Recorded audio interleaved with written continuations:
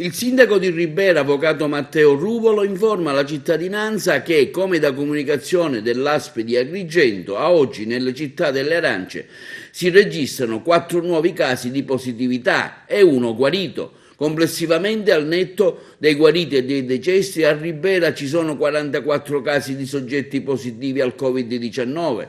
Tutte persone interessate si trovano in isolamento fiduciario presso il proprio domicilio, a eccezione di uno che si trova ricoverato presso l'ospedale di Sciacca. Altri 11 concittadini si trovano in isolamento fiduciario per contatto stretto con un positivo presso le proprie abitazioni. Intanto, novità da qualche giorno per l'ospedale di Ribera, indicato dall'assessore alla sanità Ruggero Razza come presidio ospedaliero per ricoverare i malati di coronavirus, di cui se ne parla da mesi e mesi. Sindaco, la situazione Covid a Ribera, so che lei la monitorizza costantemente con continui appelli, continue pubblicazioni di dati, ecco, se ci vuole fare un aggiornamento.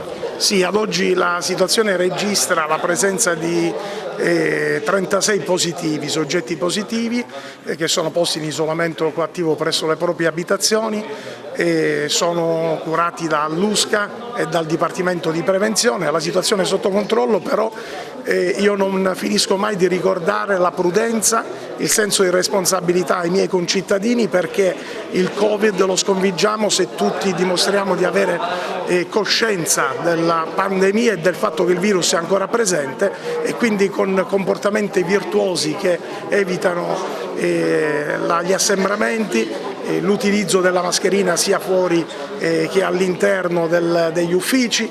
E quindi soprattutto, ripeto, bisogna appellarsi al senso di responsabilità delle persone e un appello poi alle forze dell'ordine perché continuino incessantemente a fare i controlli sul territorio. L'ospedale che mi dice?